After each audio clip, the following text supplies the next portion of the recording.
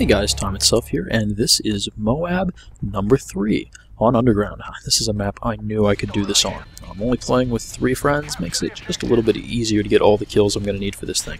Also, funny thing is, this game doesn't start off so hot for me, so I'm going to go ahead and show you that anyway, just to show that the people we're playing against aren't quite as bad as it may seem like they are a little later on. But what I really want to talk about this game is strike packages. And so obviously the support strike package is going to be a part of that. But first, let's take a step back and talk about something actually related, but a little bit separate. What would you say the goal of a game of free-for-all is in Modern Warfare? That's right, it's get 30 kills. Be the first person to get 30 kills. Does that have anything to do with your KD or your spread? Well, maybe a little bit, but it's not the big one.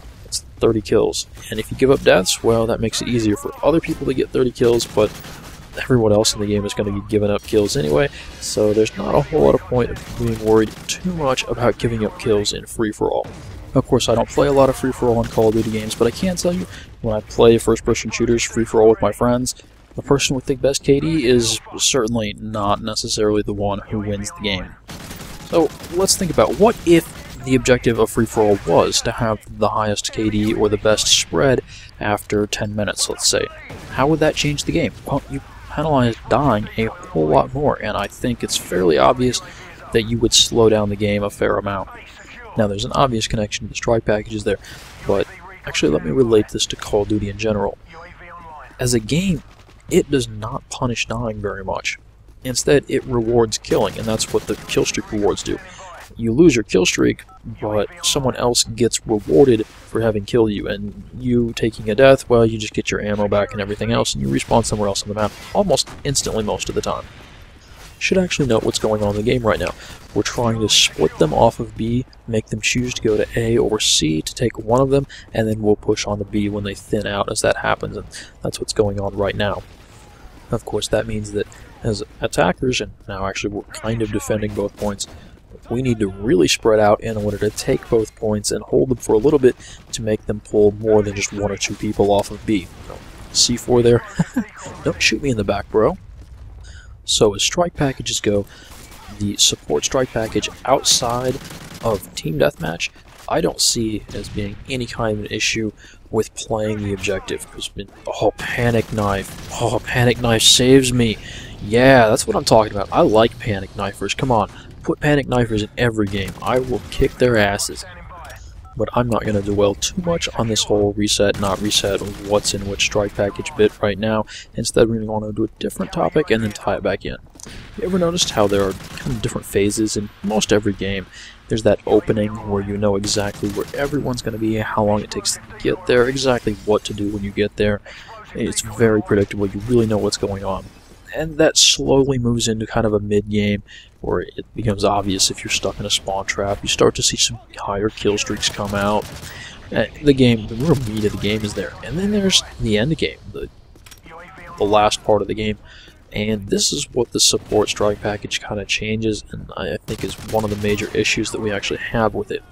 Normally, the late game in a Call of Duty is fairly well decided. Now, if it's close, you might be having to make a real concerted effort to pull out the win there in the late game, but normally it's pretty well over. And so what instead happens with lots of support strike packages is that in the late game, that's when all those support strike packages start to come out. Homefront had a similar style with battle points, and you'd get to the end of the second round or whatever, and then you'd switch over to a class where you could call in your air support, and then there was a queue basically of people standing around waiting to call in their air support so they could rain down the airstrikes. I do not know what made me turn around to kill that guy, but that was awesome. And so through the end of the second round, if the third round actually happened, you would see constant air support because people had earned enough battle points to just keep calling the stuff in, and they finally switched over and started using that stuff. Or that's when you'd start seeing lots and lots of vehicles. And if you had to use battle points to buy launchers to shoot that stuff down, you'd never get it yourself. The thing was that, at least to me, is that the first part of the game felt very different from the later part. And I don't know if that was what they were looking for to build the excitement as more and more vehicles started to show up on the map, more airstrikes. But if you enjoyed just the gun-on-gun part of the earlier game, Late game, it really changed things up, and it might have been better if it was just more evenly spread throughout the game, but instead you just have airstrike after airstrike. You couldn't even call your own airstrikes in because there were so many going on. I gotta get rid of this Type 95. This thing is so freaking overpowered. There, oh, pick up the G36 and let's keep going on this streak.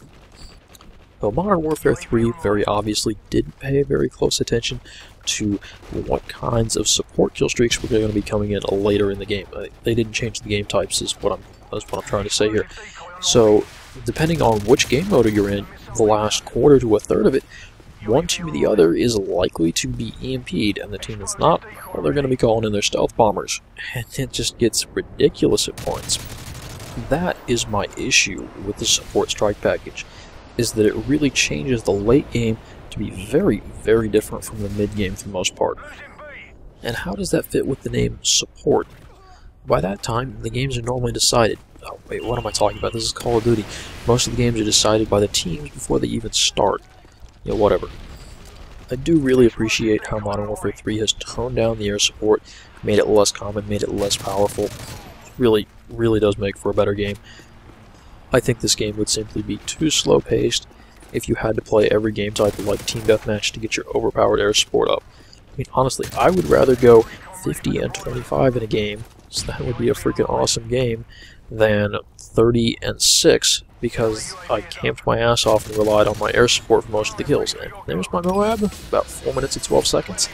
Fastest one yet I've done, certainly not that fast by any standard, but hey, you know, I'm proud of it. And the host migration cancels out an enemy predator, but not my MOAB.